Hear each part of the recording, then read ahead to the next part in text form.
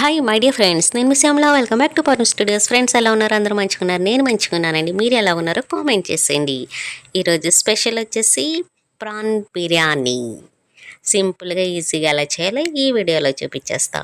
కడాయి పెట్టుకొని ఆయిల్ వేసుకోవాలి. ఆ ఆయిల్లో పలావ్ దినుసులు వేసుకోవాలి. వేసుకొని కలిపేసుకోవాలి.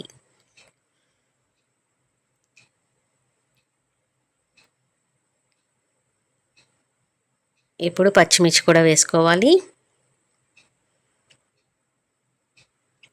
అలాగే అల్లం వెల్లుల్లి పేస్ట్ వేసుకోవాలి.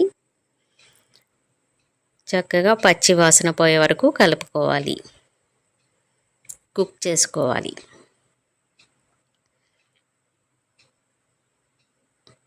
అలాగే ప్రాన్స్ అండి, నేను అల్లం వెల్లుల్లి పేస్ట్ లైట్గా వేసే దానిలో ఉప్పు కారం పసుపు వేసుకొని మ్యారినేట్ చేసి పెట్టేసుకున్నా.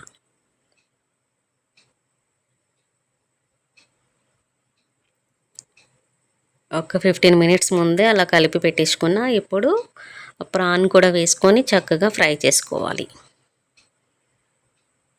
ఒకసారి కలిపేసుకోండి. చాలా సింపుల్, చాలా ఈజీ. ప్రాన్ బిర్యానీ చేయటం రాని వాళ్ళు కూడా చక్కగా చేస్తారు. ఒకసారి ట్రై చేసేయండి, ఓకేనా ఫ్రెండ్స్? అలాగే ఫ్రైడ్ ఆనియన్స్ కూడా నేను ముందుగానే ఫ్రై చేసి పెట్టేసుకున్నా. అవి కూడా కొన్ని వేసుకోవాలి. మొత్తం వేసుకోవద్దు, కొన్ని ఉంచుకోండి. ఒక హాఫ్ వేసేసుకోవాలి. ఇప్పుడు మళ్ళీ కలుపుకోవాలి.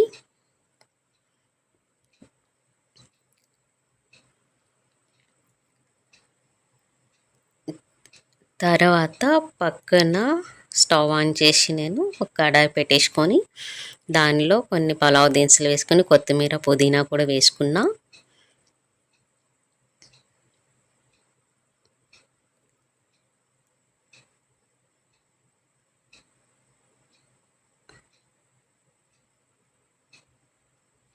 ఇప్పుడు బాస్మతి రైస్ అండి, 1 అవర్ వాటర్ పోసుకొని పెట్టుకున్నాను నేను.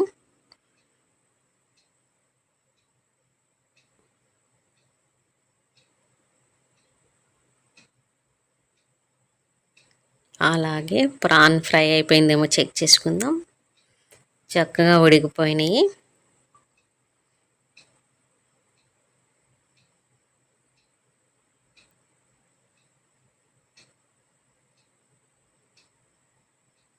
వావ్, బాగుంది కదా చూస్తానికి.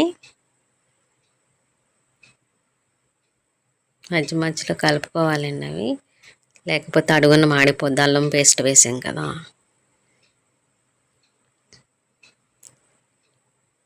ప్రాన్ అయితే చక్కగా కుక్ అయిపోయింది.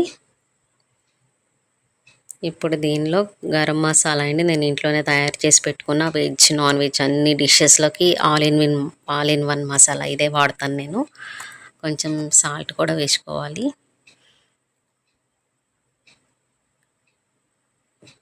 కొంచెం పెప్పర్ పౌడర్ కూడా వేసాను, కలిపేసుకోవాలి.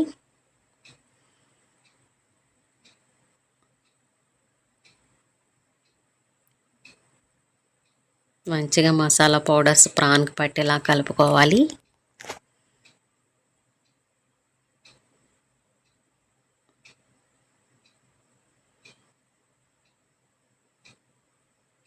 ఇప్పుడు వాటర్ పెట్టుకున్నాం కదా, రైస్లోకి బిర్యానీ చేసుకోవాలి కదా. చక్కగా మరుగుతున్నాయి అవి.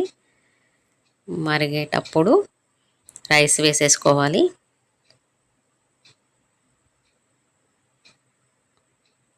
బాస్మతి రైస్ ఒక డబ్బా రైస్కి డబ్బాన్నర వాటర్ పోసుకోవాలండి. వీటిల్లో నేను ఎక్కువ వేస్తున్న వాటర్, ఎందుకంటే మనం 90% కుక్ చేసేసుకోవాలి. ఒక లెమన్ కూడా హాఫ్ లెమన్ పిండుతున్నానండి. రైస్ అంటుకోకుండా పొడిగా ఉంటుంది. కలర్ కూడా మంచిగా కలర్ ఉంటుందన్నమాట. రైస్ 90% కుక్ చేసుకోవాలి. నేను ఆనియన్స్, కీరా, లెమన్ అన్నీ రెడీ చేసి పెట్టేసుకున్న ముందుగానే ప్రాన్ బిర్యానీలోకి. ఇప్పుడు 90% కుక్ అయిన రైస్ని మనం బిర్యానీలో వేసేసుకోవాలి.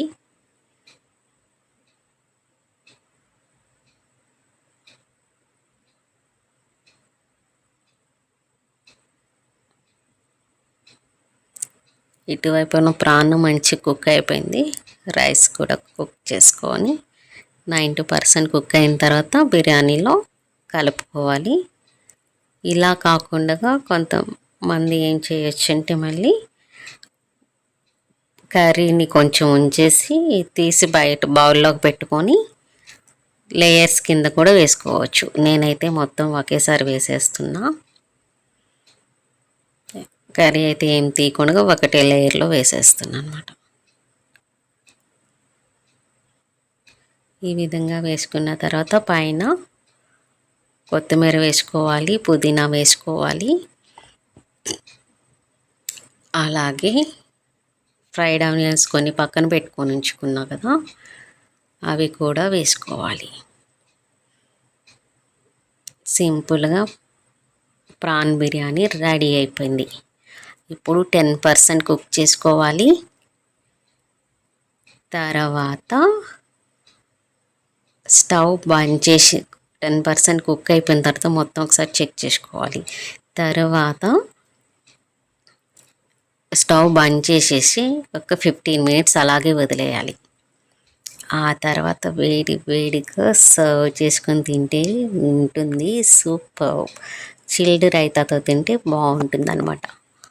ఇప్పుడైతే నేను ఫైనల్గా గీ కూడా వేస్తున్నా. గీ కూడా మా ఇంట్లో మేమే తయారు చేసుకుంటాం, మా అత్తయ్య గారు చేస్తారు. గీ వేసి లిడ్ పెట్టేయాలి. ఒక 5 మినిట్స్ కుక్ చేసుకోవాలి.